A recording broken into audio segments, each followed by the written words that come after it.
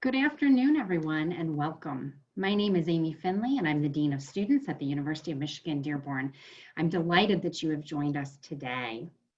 First, let me say that I think I speak on behalf of everyone here on this panel today, whom we will introduce shortly, when I say that we're all amazed by the resilience, the commitment, and the perseverance of our students through this unprecedented epidemic.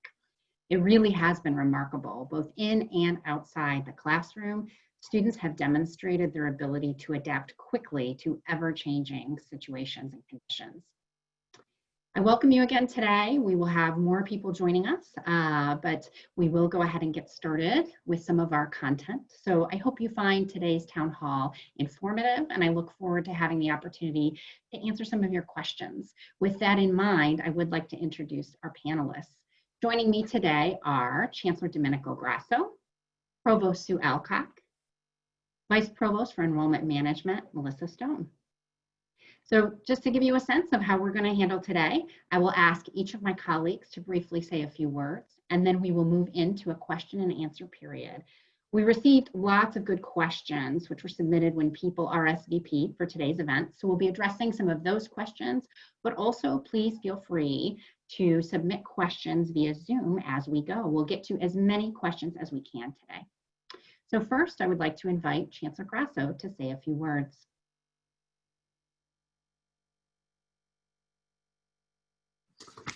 Thank you, Dean Finley.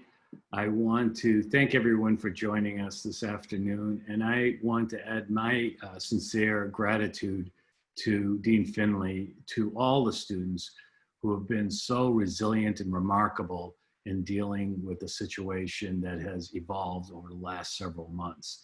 It's taken us all by surprise, and I am very proud of how our campus has dealt with it. The students have been remarkable. The faculty, led by Provost Alcock, and the staff have been truly, have done yeoman's work and have done things that none of us could have expected to do as part of our career in just a few months ago.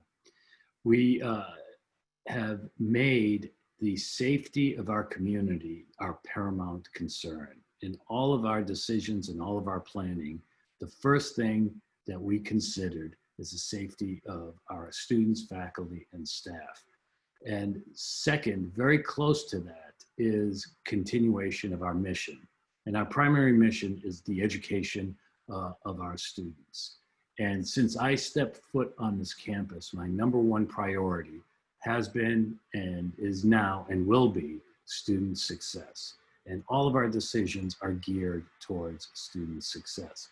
So we quickly developed plans to go online 100% last semester and over the summer. And we have really done, I think, a remarkable job of providing a high caliber education while keeping everyone safe. And for the fall, a lot of people did a lot of work, and we finally arrived at with a plan that is intended to keep us safe and deliver a high quality education. It's a hybrid plan where the majority of our education is going to be online and remote, but there will be high value activities on campus, laboratory courses, design, clinics, things of that nature that will help us deliver the caliber of education that we've all come to expect. And as you probably already know, we are foregoing our fall sports season. Again, this is in the interest of the well-being of all of our faculty, staff, and students. And when we made this decision, we were a lone voice in saying that we were going to forego sports. And since then, many other institutions have followed suit. Many conferences have, from California to the East Coast. Most recently and notably, the Division I Ivy League has decided to forego its sports season. We've dedicated a website to help you understand what's going to happen in the fall semester. I hope you all have a chance to take a look at it. Also, overlaying all of our issues with COVID, we are also facing the issues of some social unrest, long overdue to address the causes of structural racism. And one of the things that we're doing on our campus as well is forming a working group that's being led by my Chief of Staff, Keisha Blevins. And we're going to be putting together some plans that are going to look at a variety of different activities on our campus to try to address this topic.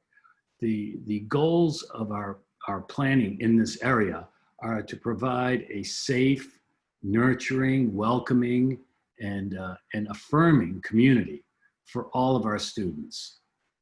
And at the same time, for those who are come from more privileged backgrounds, perhaps, that we want to make sure that their experience here really informs them about the landscape across the nation for everyone, and that they leave here better informed and better equipped to take part in the tough work that's ahead addressing issues of institutionalized and structural racism.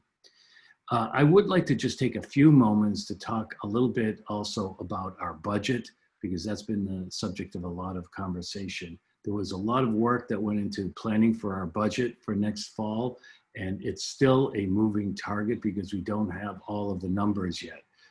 But the University of Michigan-Dearborn is an interesting institution in that it serves a very regional population. And our revenue sources are really limited to two primary sources. First, it's tuition revenue, and second, is our state appropriation. And our state appropriation is reserved primarily for financial aid. So 89% of the money that comes from the state is directly given back to the students in the form of financial aid. And some may have asked about our tuition increase, which we tried to keep as modest as possible. But the reason that we thought that it was important to have a tuition increase is because we're still facing a potential cut in state appropriation. And we may be looking at as much as $4 million that is going to be cut out of our state appropriation. And for us to maintain the level of financial aid that we are currently or hope to provide to our students, we felt it necessary to raise tuition just slightly so that we can maintain the financial aid commitments that we're providing our students. We've also, and Melissa may talk about this a little later, instituted block tuition. This is another attempt to help us get our students to the finish line as quickly and as affordably as possible. And I just want to add, this is all part of our commitment to not only student success, but social mobility. We were recently ranked #1 in the state of Michigan among regional public universities for social mobility. We're very proud of that. We want to ensure that that is a moniker that we keep well into the future. We also, as you know, instituted an initiative to do strategic planning for our campus for the next several years. What is going to guide the issues that are going to guide our decisions? Again, the top priority in that strategic plan, and which everything rolled up to, was student success. So not surprisingly, when President Schlissel announced that he was going to provide $20 million in initiative to the campuses, Flint and Dearborn, for student success, we are already well prepared to think about how we can spend that money in the interest of students. In addition to what we've done in strategic planning around this initiative, we are going to put out an RFP, a request for proposal, for ideas, and solicit them from students, faculty, and staff, and administrators on ways that we can help students be successful on our campus and use those resources effectively. So I just want to say thank you again for everything that you've done for our university. Thank you for being resilient. I want you to know that we are all committed to your success. All our decisions are driven in that direction to keep you safe and to make you successful. Go Blue, go Dearborn. I'll turn it back over to Dean Finley. Thank you, Chancellor Grasso. At this time, I would invite Provost Alcock to say a few words. Yes, hello everyone. It feels very good to be in touch. One of the many painful things about our current situation is that I've not had much of a chance to meet with students, and I look forward very much to rectifying that in the near term virtually, but ultimately someday in person. I want to also express, along with absolutely everyone else on this call, my gratitude to the entire student body for the really remarkably gutsy way you all pulled it together and kept going and have done as well as you have done in, you know, what can only be described as phenomenally trying circumstances. And I want to give a special shout out to our international students with what they just had to go through. I want you to know that the faculty of the University of Michigan-Dearborn is very proud of you all, is rooting for you all, and is here for you all. And I know for a fact that many of them would ask me to ask you, please do keep in touch with us. We do want to hear from you. So lots to share. You've all now read and heard about the academic plan for fall 2020. We'll be working again in a predominantly remote modality with classes operating either totally asynchronously or with some remote but synchronous components. As the chancellor said, in-person on-campus teaching will be for those classes that involve, you know, basically when you really have to be in the room where it happens, when there's hands-on or there's equipment.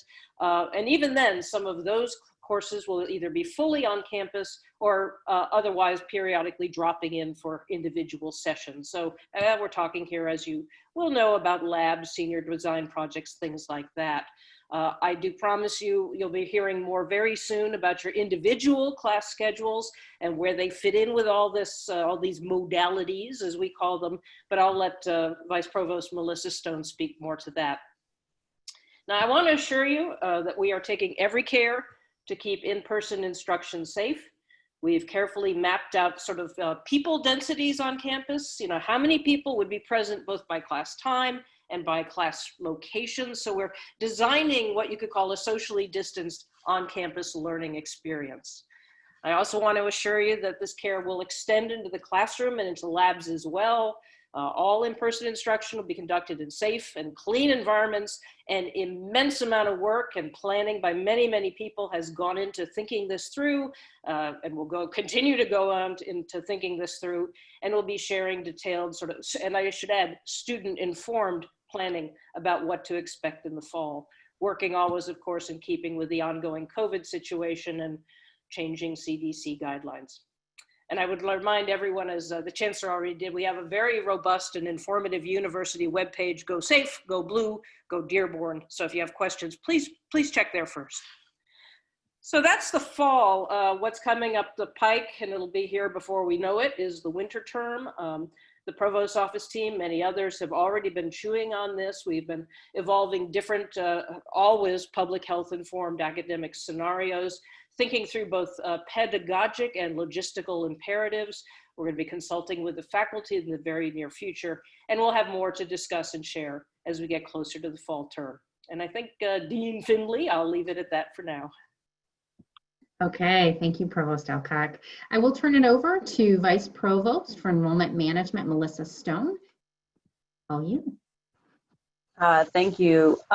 So I appreciate, my role today is to give you a little bit more detail in relation to the many communications you've heard and a little bit of the updates you've heard today over the last few weeks, obviously in regards to both the fall instruction and with the budget and rate increases that have been announced. The next step will be to provide clarity to each of you on how that impacts you individually. So I did want to give sort of an update of the timeline that we're working on. For context, the registrar's team has made changes to almost 1,600 course sections in relation to the announcement that came out a couple weeks ago. Overall, the schedules now reflect the new instructional modes that have been mentioned. We're just in final kind of quality control with the colleges over the next day or two. And so you can expect that by the end of this week, all students will be receiving communications that sort of highlight the next steps. And that will give you additional details of understanding how those instructional modes will work per course. Now, we understand, as was already mentioned, that there's volatility in the landscape and still subject to change, but it will be our best assessment based on the current circumstances of what you can expect for your individual class schedules. At the same time, what these changes now also will trigger is the next step is we will be generating tuition and fees for the fall 20 semester. And so all students who've enrolled in classes to date will receive those charges reflected. And then that will also trigger any students who have filed for financial aid. So as a reminder, some key changes that you'll see this cycle, and Dr. Grasso indicated that the block tuition is a key thing that we're excited about rolling out this coming year, just a little bit for our undergraduate students who are traditionally full-time. This will give you an opportunity to take 12 credits or more at the same cost. And as was noted, this really gives an opportunity for students to take advantage of additional credits to get them to completion earlier, which can allow for future benefits in your total cost of your education over time, reduction in your student loan debt over time, and of course, earlier reentry into the workforce. So we are excited that this is a program that we think does tie directly to the success, as was being talked, of all of our students. Now, this does, there was a question that was raised. I want to be clear that this is about base tuition. So there are course level assessments that some students who take 300 level courses and above, those are still assessed per credit hour. So the block rate is your base rate. Those are not included as part of the base rate. So I do want to have clarity for all students because that question was raised. So I do want to also just highlight some of the things that we are thinking about with affordability. We all recognize that this current crisis, and at all times, affordability is a very important part of ensuring that students are on the path to graduation. And there was a question raised about the fact that in announcing that the part of our commitment this year was an increase in financial aid, how is that being invested? So I did want to try get at a high level a couple of items. Essentially, as was messaged, although there was a nominal tuition increase this year and was already outlined sort of the reasons for that, I do want to remind everyone there was also a commitment that all of our Pell eligible students would receive additional aid so that there would be no increase for them this coming year. At the same time, we also recognize that COVID-19 allowed for students to have a very different winter semester when it came to grading. And so many of you rely on academic scholarships as part of your educational support. And we do understand that not all students had the ability to possibly increase their GPA if they were looking for winter. So I do want to say that part of our financial aid this cycle is also looking at being a little more flexible with our terms of renewability on the scholarships. And this will be on an individual case-by-case basis, depending on your overall GPA coming into the fall. And you can work with financial aid if you have questions. But I do want to note that we are trying to build some flexibility and recognizing not all students were able to earn grades in the winter with our pass-fail options that were offered. And then another guarantee we've done is this year we are guaranteeing, typically students are required to file by January 1st of 2020 to receive grant aid into the following year. I want to let everybody know we've extended that to August 1st. So any current students who are receiving grant aid this prior year, as long as you file by August 1st, you will still be eligible to review. We've extended that deadline. So I encourage all students, if you've not filed your FAFSA, it's not too late, please get it in. And another thing is about the CARES Act funding. Hopefully many of you have seen the multiple updates we've put over the last couple of months about the CARES Act funding that's available to students that are maybe struggling due to COVID-19 and impacts. There is still money available. So again, I encourage you to look on the emergency resources page. And the CARES Act funding, just to give an update, we've dispersed about $1.5 million to date to 1,285 students as of this past week. And that's about half of the money that we have available. So there will still be money into the fall to help students as they continue to have challenges. So I please encourage students to apply if you are experiencing any challenges. So as I said, just to kind of wrap up, look for a formal email in the coming days. Essentially, it's going to allow you to understand these next steps around your tuition and fees, your financial aid. As a reminder, we have installment plans that can start being taken advantage of, and it's not too late to file your FAFSA. And as a reminder, all the offices that support these initiatives, although we're not there in person, we're all there virtually to support you. And if you need any guidance, please take advantage of the different ways that we are there to help. And I will turn it over to Amy at this point. Thank you. Okay, thank you, Melissa. So I do want to share a little bit with you this afternoon about what students can expect in terms of their student experience this fall. I'm really pleased that though we did have to pivot to a virtual experience, student engagement with university programs and activities and critical services didn't falter, it simply changed venues. Thank you to each of you who participated in our myriad virtual events and activities and Zoom Zoom rooms, and all kinds of good things. These events have carried on through into the summer and will continue into the fall. We continue to prioritize as a campus leadership team health and safety, and we're using state and national data to drive our decisions. So as a result of that, you can expect that much of the student life experience will be in a virtual format in the fall. This doesn't mean, however, that students won't have the same ability to build connections, make lifelong friendships, participate in experiential learning opportunities, or access the critical services they need to be successful on our campus. No, in fact, we will have everything we've had before. We just have to do it different, just as we've done for the past 4 months. I assure you that the experience will still be world-class and transformational. Critical services like our student food pantry, for example, and our counseling and psychological services team, or CAPS, along with our academic advising team, they are still serving students diligently and working to ensure that you have all of the resources you need to be successful. So I want to move on now to our question and answer portion of our event. As I said, we received a number of questions that were submitted with RSVPs in advance of today. So we'll start with some of the questions that came through at that time. The question that we received the most from students in the registration link was around international students.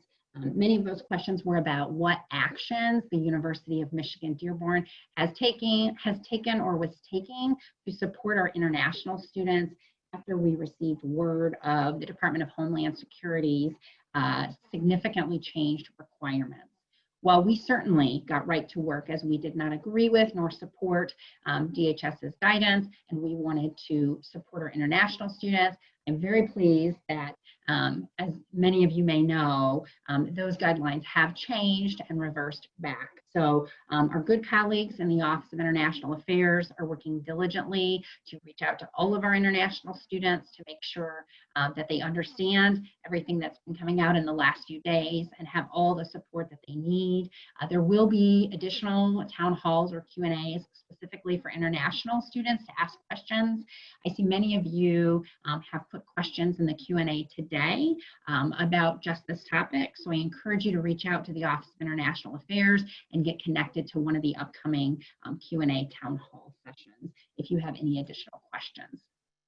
Another question that came in from quite a few students was around safety protocols and what can be expected for students when they're coming to campus in the fall.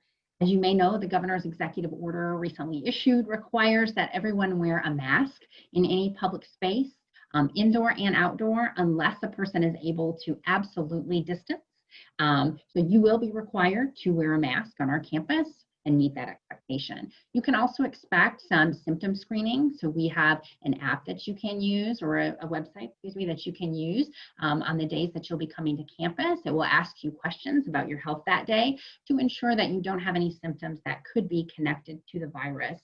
You will be asked to provide evidence that you completed that screening, or will be asked a series of health questions. Many of you may have already experienced something similar. I know I have when being out and about at a doctor's office, at a store, etc.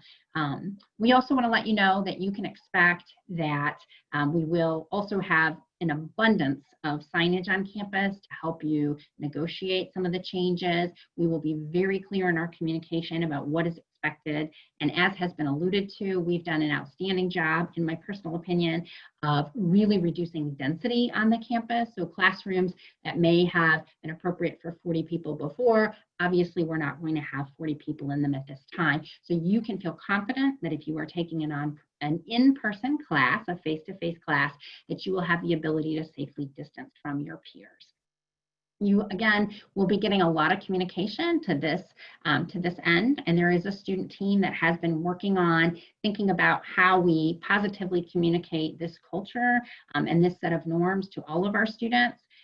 This group has been meeting regularly over the past month to think about how we protect not only our own faculty and staff, but the families of all of our students, faculty and staff to whom we go home to every night. It's really an honor to get to work with a group like this who is thinking so broadly about the needs of others and their health and safety. So let's start with a couple more questions that have come in today. When can we expect winter plans to be announced? So winter 2021. So I will turn this question over to Provost Alcock. Right, an excellent question, and it's as I said, we're in the process of thinking it through and thinking about what makes sense given what we might or might not know of the behavior of the pandemic in a different time of year. We have a lot of the provost's office team, but also in other groups on campus, sort of just thinking through possibilities. We're going to be, as I said, consulting with the faculty and trying to do some of this scenario planning and prior planning as we did very quickly for the fall term. I would say that you should be looking to hear more and more detail early-ish in the fall term. Though with all these things, we always put in the proviso that we will we will give you our best, and we may have to modify. But that's the current situation. And I think I saw a question, and we are not locked into doing what Ann Arbor is doing. I know Ann Arbor's already put it out there what they're doing. That is a model we can consider, but we are not in any way. If it doesn't work for us, we don't have to do it. Thank you. So Vice Provost Stone, another question came in asking, how will scholarships be affected by COVID, by the pandemic, by the potential loss of revenue from the state? Well, I mean, as far as the institutional scholarships that was already mentioned, that's what I think we were saying is there was a commitment to not only maintain the scholarships that we have now, but make an additional commitment beyond that.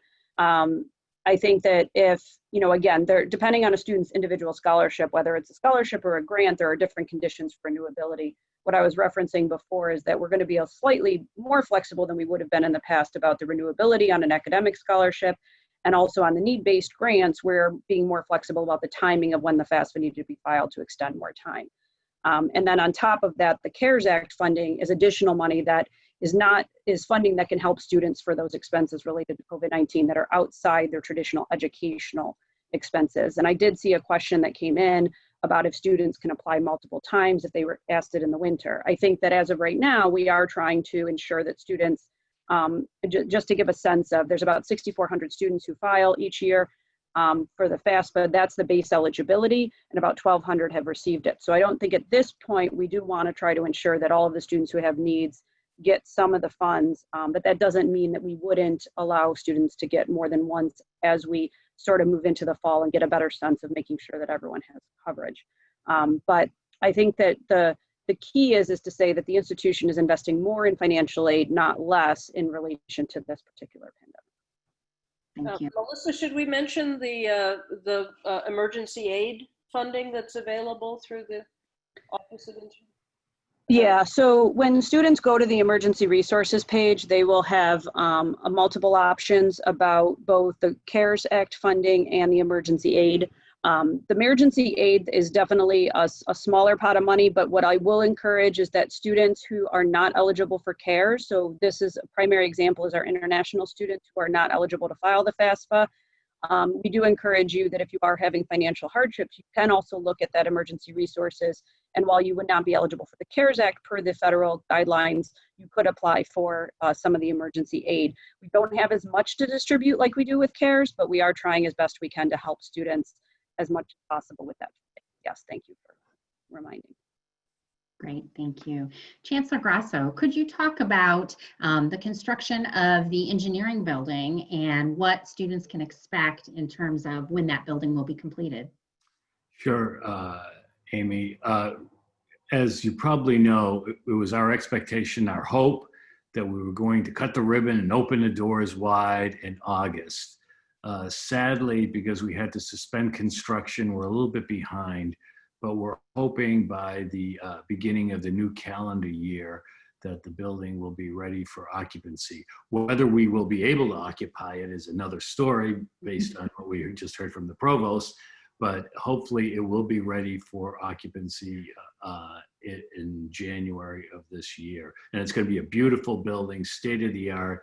And hopefully once we get in there, everybody is going to have a terrific place to work and study and learn. And it's not going to just be for the engineering students. There are going to be many places for all of our students to study and camp out, really take advantage of it. I do want to just, can I answer some of the questions that I saw pop up? Absolutely. Amy? So I do want to address the issue about the union. The union is not part of the university. As you know, it's a totally separate entity. We have memorandums of understanding with them. We're in the middle of renegotiating one now, but we have asked in many different ways for them to make sure that they protect the health of our students and try to accommodate their needs as much as possible, insofar as perhaps considering any type of refunds for leases and making sure that everything is clean and safe, people are wearing masks, doing all the appropriate social distancing. We have said this to them in multiple different ways, and I think that they are well-intentioned in complying. So I know that there are some gaps in what people are experiencing there, but I can assure you that we're doing everything we can, but it is not part of our operation, and we only have so much influence over them. Another question was whether the UC is going to be open.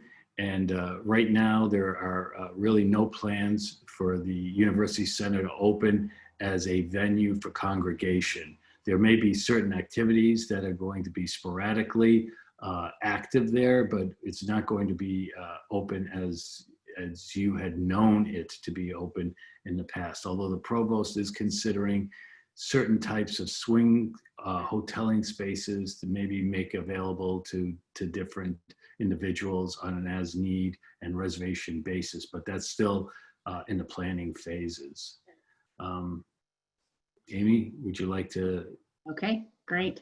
So there are a number of questions about commencement ceremonies, and I want you to know that we intend to have some information distributed to students by the end of July. We know that everybody wants the opportunity to plan and understand what is ahead, so stay tuned. We are looking at a lot of different options. So I know that one of the questions submitted asked, is it all or nothing?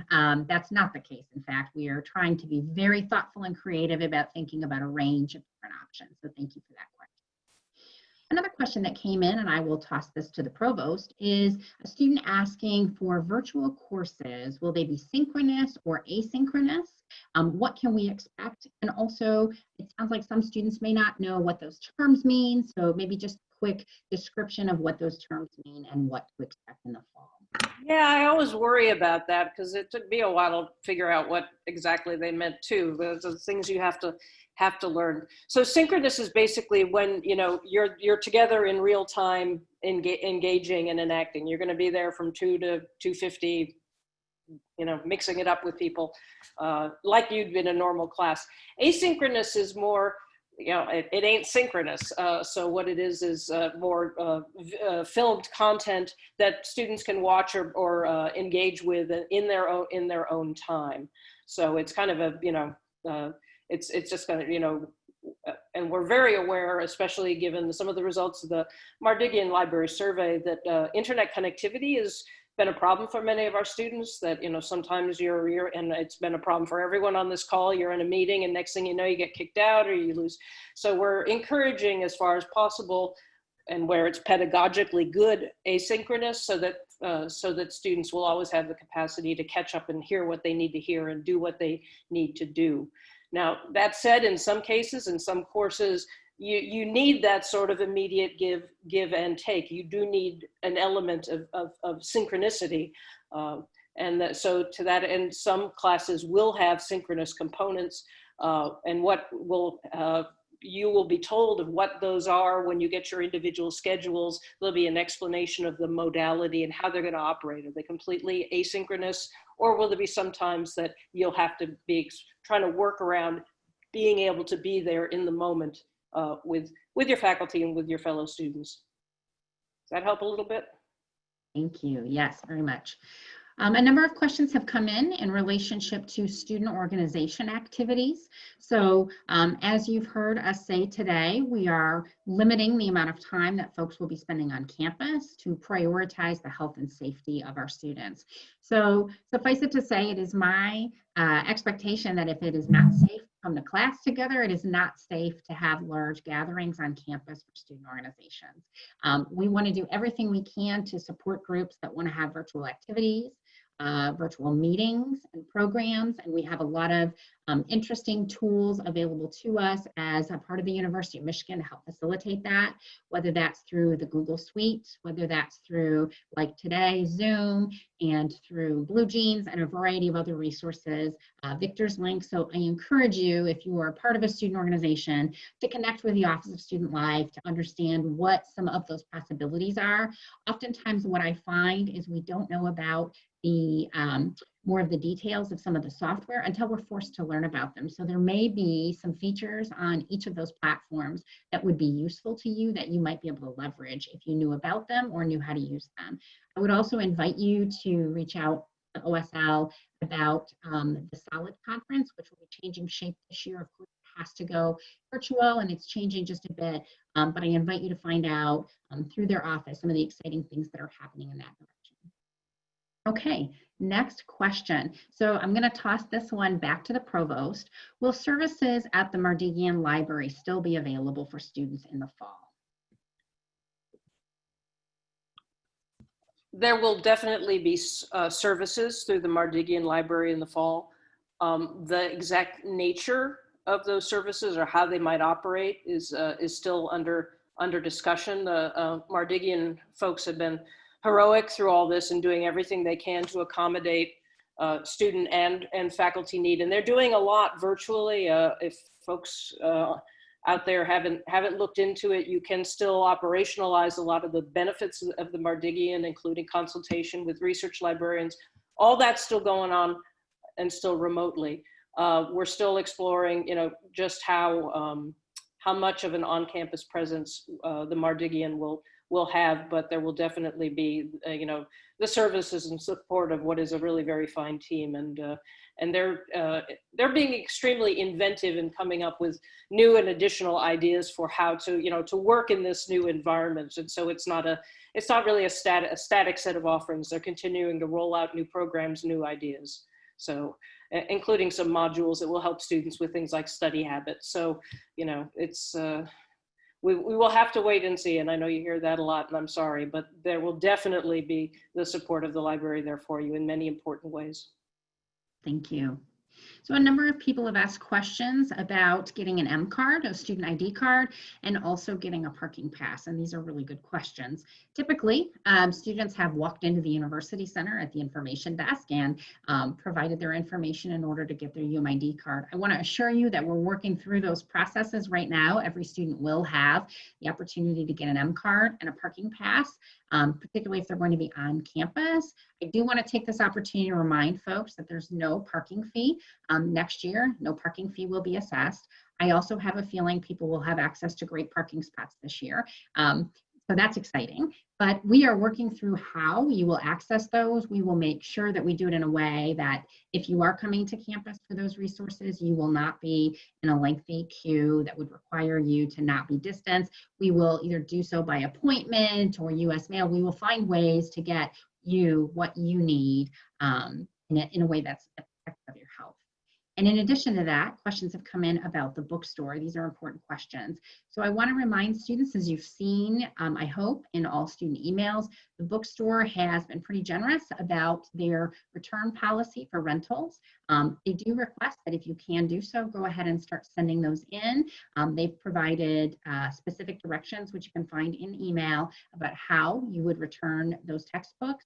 As you may know, the University Center is not open, so students cannot go and physically return their books, but can do so via the mail. I would encourage you to start thinking about ordering your books for next year once your course schedules are complete and your books are available for purchase. It's not clear yet because of the changing conditions from a health and safety perspective if the bookstore will be able to open in the same manner that it normally has, and if that is the case with social distancing, it may require long lines. So about different ways that you might be able to get your book. Okay, so we also had a question about experiential learning opportunities, internships, and co-ops. So a lot of folks at U of M-Dearborn are really excited to take on challenging co-ops, internships, and experiential learning opportunities, and those can still happen. So many students over the course of the summer were doing so in a remote way. The organizations with whom they were interning were very generous in allowing them to do so. But for students who have an off-campus internship, co-op, or placement that would take place in person and not be done remotely, there is a process for review and approval on an online platform through the university's website. So you are welcome. You are welcome to access that, find out information about how you would apply through that process and get registered. And then those who manage co-op and experiential learning for each college are connecting with employers, trying to understand what their expectations will be and what their opportunities will be for remote or in-person opportunities in the fall. Yeah, Amy, I would just add that this process was in place over the summer, and we did have some students utilizing it, and it seems to have gone very smoothly and very well. So please don't be put off by this if you are interested in pursuing a safe in-person internship or co-op. So a question came in about course schedules, and students are wondering when can they expect to see their finalized course schedule in UM-Dearborn Connect. So I'll pass that to Vice Provost Melissa Stone. Yeah, well, so as I sort of said in my update, I think for the most part, if you're accessing your schedule now, it's probably 99% reflects what we know as of today. There are just some slight, as we do some quality control with the colleges, there could be some slight changes. But I think everyone needs to recognize that, you know, as I mentioned, the volatility, it doesn't mean we can say it's going to be 100% and there'll be no other changes, or that things as they evolve over these next few weeks. But I think most of the students at this point, if they access their schedule, what they don't have yet, and we're in the process of doing between now and Friday, is giving you a little more detail about what the instructional mode you see means to you. So there are multiple instructional modes being used. Part of it is being used to drive how we as a campus set up different classes to mean different levels of, you know, obviously Provost Alcock just explained kind of synchronous versus asynchronous, but there are a couple levels of what that means within different courses also, of the level of asynchronous that may be happening. And so we're going to provide you additional details. So as I said, look for an email that students will receive. We're targeting to get out by Friday that will push you to that additional level of detail that you can correspond to your individual schedule to get a sense of. And then I will also say that really, once you then, as you get closer to classes starting, part of this will also be the interaction you have with faculty, and the syllabi they put out will give, obviously, just like any course that students interact with their faculty, you know, part of that will obviously also provide clarity once they're at that stage of the course. So, you know, you will get additional information this week with the understanding is that things will continue to evolve as you work with faculty on each course. Thank you. So our next question is, will students have to come to campus if all of their courses are online? And the answer, of course, is no. You will not be required to come to campus unless you have a specific reason to do so. You know, we are very, we have been very diligent about ensuring low density on campus. And for some folks, that means they have a full remote delivery course load. So you are welcome to come to campus if you have a need and an appropriate resource is available in person. But I encourage you to really check that out before getting in the car to come, because much of what we will be doing in the fall will be delivered remotely. And I want to make sure that we are able to service you quickly and efficiently. So let me just add, Amy, you are discouraged from coming to campus unless you have a specific need to be on campus. So it's not that we don't love you and want you on campus, but we love you so much that we want to keep you and your families safe. So you are actively discouraged from coming to campus unless you have an essential need to be there, whether it is to take a course that's being offered there, or to do some transaction with the library, or some other essential activity. But you are are discouraged from coming to our beautiful campus, which I miss as well, from walking around there. We're trying to keep, as Dean Finley said, a very low density and keep everyone safe. Absolutely. So on that, to extend from that, a question came in about final exams. Will final exams for remote delivery courses be delivered online or in person? Provost Alcock, do you want to take that?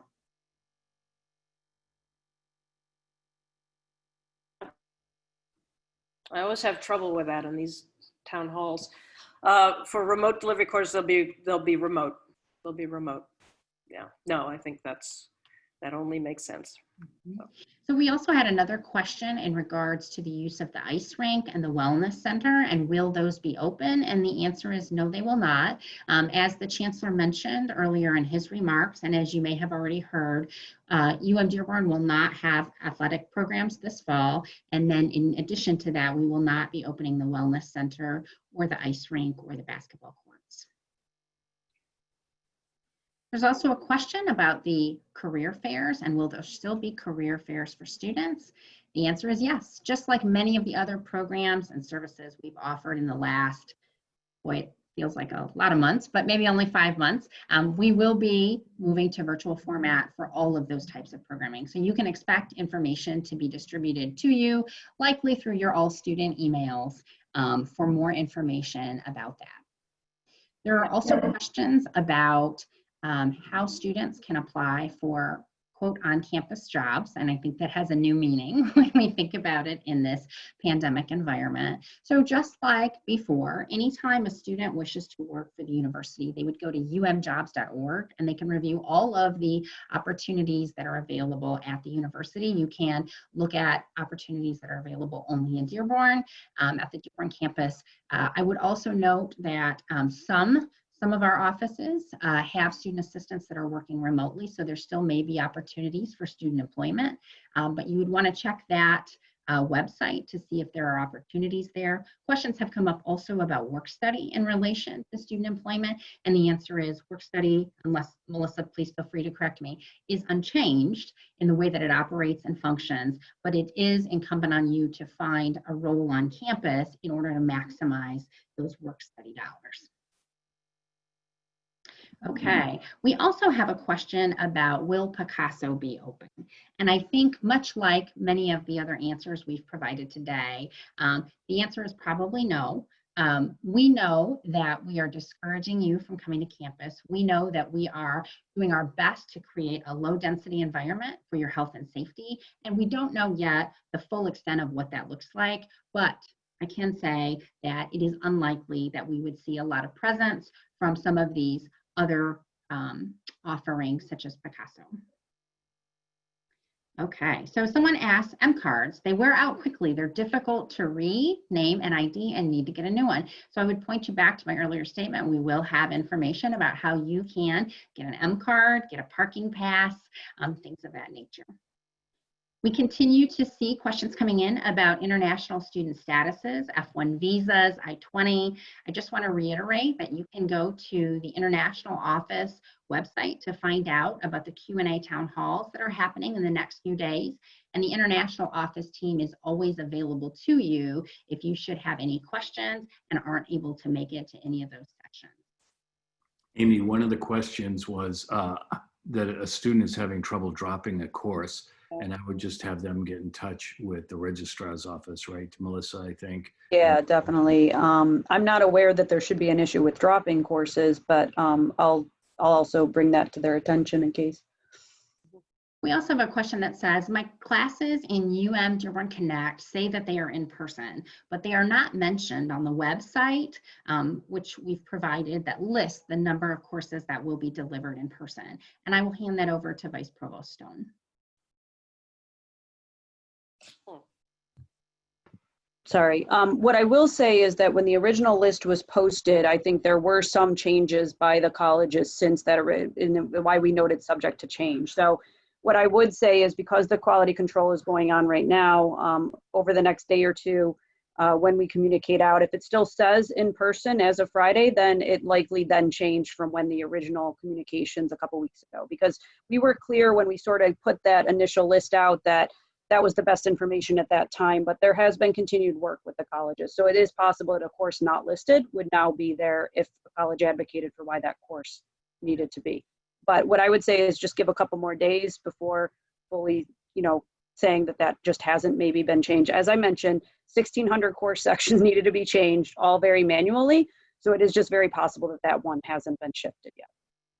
Great, thank you. Yeah, I would say don't stress about things like that until you get the update, and then if you have questions, you know where to find us. So. Mm-hmm. And on the international students, Amy, I believe there'll be an update to the website, the OIA website soon, and a message going out to international students soon. And I got a couple dates. So like tomorrow morning at 9, there's an OIA Q&A for continuing graduate students. And for new grads, one on July 17th, Friday from 9 to 10. And there was actually one this very morning from 9 to 10 for new undergraduates. So I think the office is doing an excellent job of trying to offer opportunities for students to plug in and hear what's going on. So some students are asking how they can get support in the fall term if they are, for example, testing positive for COVID, have a family member whom they care for who has tested positive for COVID, need help communicating with faculty about coursework because of some of these issues. And we are developing right now an email address for you to let us know when things are going on, and we will help you triage these concerns. So whether it is that you are having trouble with a device that you have and therefore are not able to connect to the internet, or you are having trouble with your Wi-Fi, or again, you have a diagnosis and need support in working with your faculty member to extend deadlines or find other workarounds, we'll encourage you to let us know right away. Some of you may know that in the winter term, when we switched from in-person to remote delivery, we had a rigorous process where we tried to identify students who were having difficulty in transition, and we were able to put Chromebooks into the hands of lots of students who didn't have an adequate device so that they could successfully complete the term and at no cost to them. So if there are issues, we can't always promise that we can solve them, but we can promise that we will do what we can to assist, support, and solve the issues to the extent that that is possible.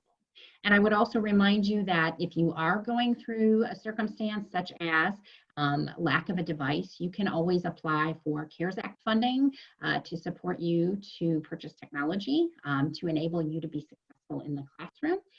So always reach out to somebody and find out what possibilities are available. I often find that one of the reasons we're not able to help a student is because we did not understand or know about what the concerns are. So if it's a financial concern, you are always welcome to schedule an appointment with a financial aid counselor. If it's a personal concern, you are welcome to schedule an appointment with our counseling team.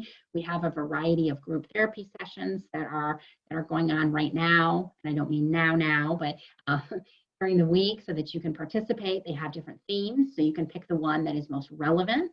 We also have, and you should have seen this in your student email, but a new piece of software called Silver Cloud that is available to you for folks who might be having just a little bit of a difficult time during this pandemic, as many of us are, because this is incredibly challenging.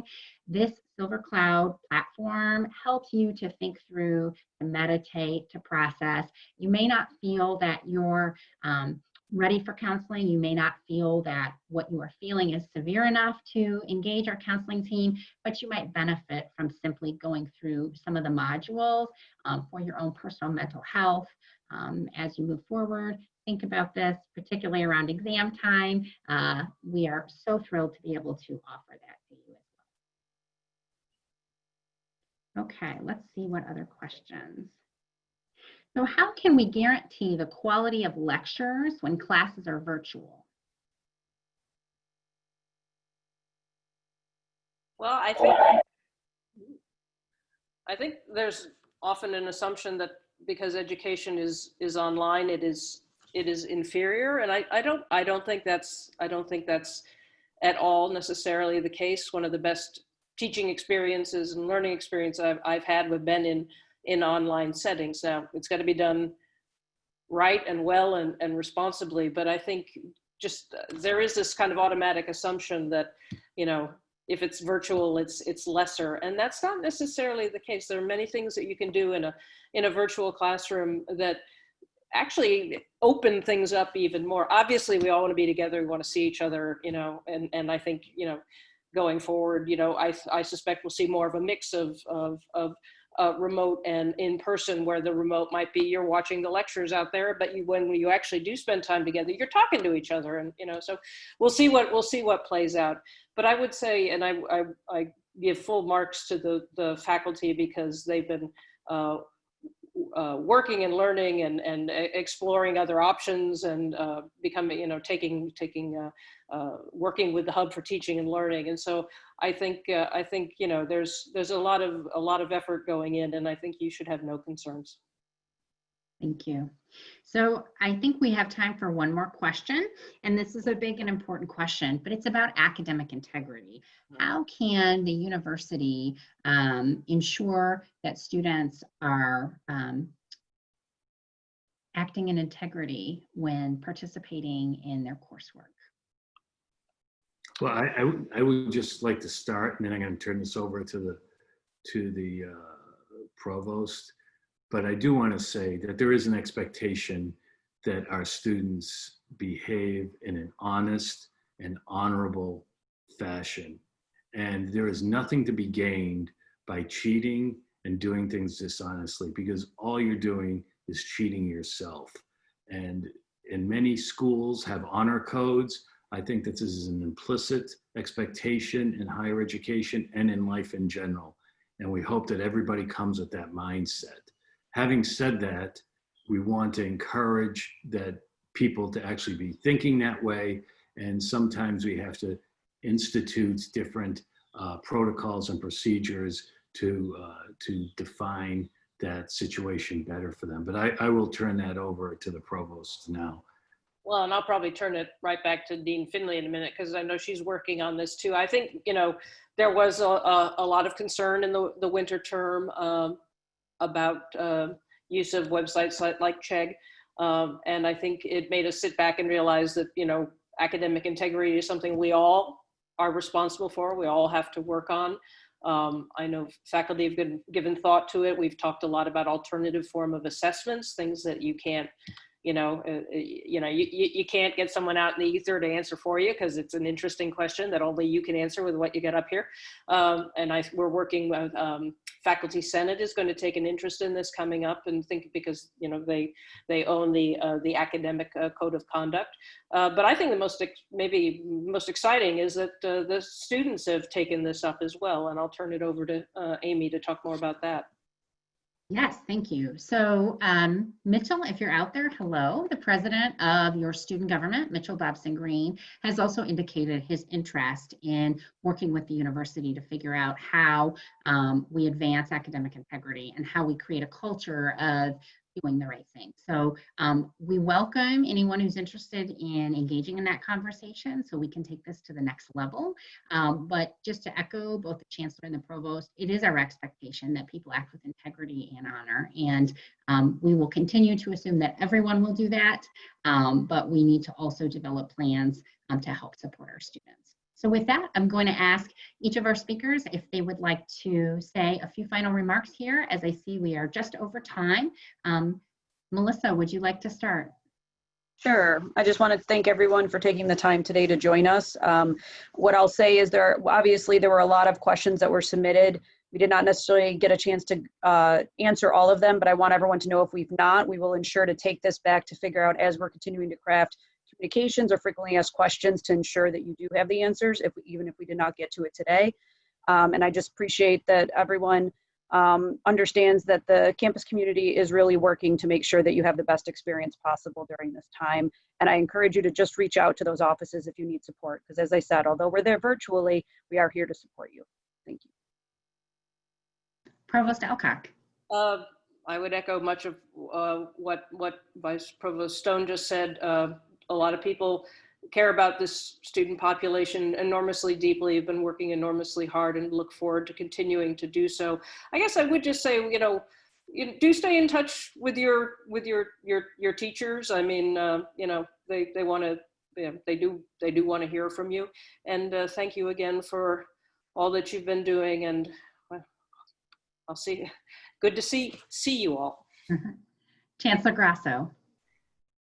Amy, first, I want to thank you for doing such a great job in emceeing this. I want to thank my co-panelists, Provost Alcock and VP Stone, for doing a terrific job in answering a lot of these questions. I do want to say that we will print out all the questions, and Dean Finley will go through them and try to address them. They won't be getting back to you because many of them are anonymous. So, but we will try to address them in any way that we see that we can. I do want to say that we're making a lot of tough decisions here, and all our decisions, as I've said, and as VP Stone and Provost Alcock and Dean Finley have said, are geared towards helping you be successful and keeping you safe and healthy in your time on our campus. So I do want to thank you all for everything that you've done. I want to encourage you to be our partners in going forward. And if you have ideas that are constructive and that will help us move forward, please share them. And we are always receptive to ideas that are going to help us move forward. So be our partners. Know that we're there for you. Go Blue, go Dearborn, and stay healthy. And thank you to everyone for being here today for this productive conversation. And we look forward to seeing you very soon. Thank you.